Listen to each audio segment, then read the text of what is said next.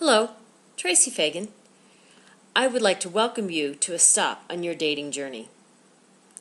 Today's stop, we're going to take a look at forgiveness.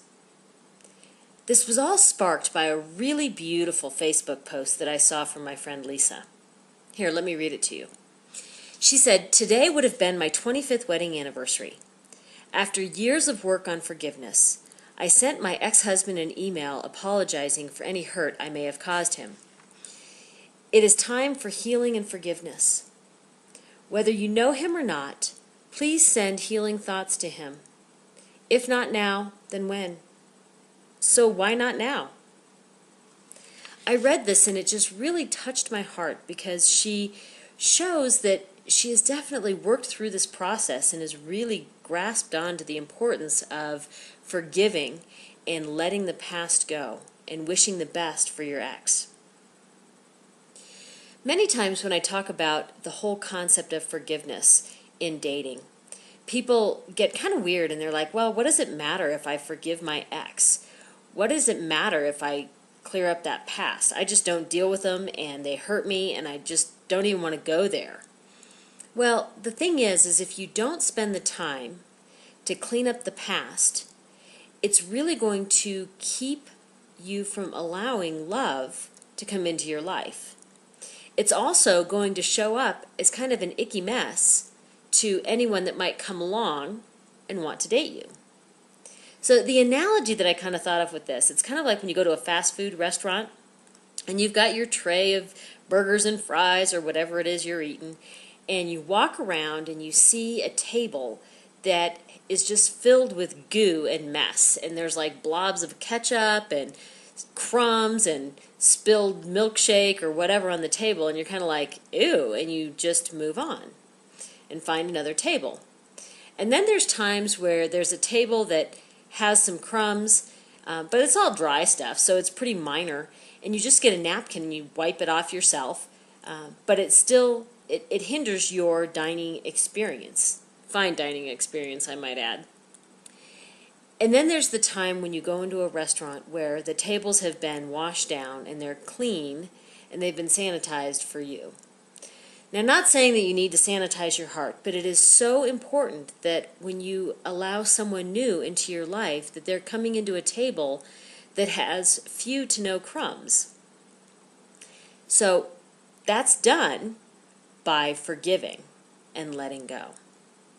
Now, here are 3 specific things that you can do to let go and forgive past hurts. The first one is to practice forgiveness and just offer it up. You can practice by offering forgiveness for various other people in your life, ones that maybe aren't quite as painful or as personal as what happened with your ex. For example, if somebody cut you off in traffic, forgive them and let it go. Another way is to pray for your ex. Now, I remember for me, when I first went through the whole divorce process, somebody said that to me, and I was like, yeah, right, you pray for my ex. And they said, okay, I will. And at first, it really kind of torqued me off, to be honest with you. But eventually, I started realizing that it's okay if other people love and care for my ex.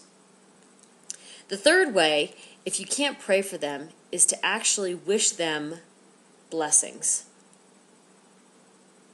Now, keep in mind that blessings aren't limited, meaning if I wish him, my ex, good blessings, doesn't mean I get less blessings. There is not a finite amount of good things that can happen. But by wishing good things upon him versus nasty, icky things, there's a change in my heart. And there could be that change in your heart as well. Now, forgiveness is not an easy thing to do, and I get that. So I just want to challenge you to step out there, and if you need to, pray to God and ask for help in offering forgiveness. Ask for a healing of your heart, because once your heart is clean, once the crumbs are gone, then you've got a beautiful, beautiful new canvas to start building a new relationship. Thank you so much for allowing me to be a part of your dating journey, and I would love to continue on this road with you in finding and experiencing true love. If you haven't done so already, I would ask that you please join me on Facebook by going to Facebook.com/Your Dating Journey. Thanks. Until next time, happy love finding.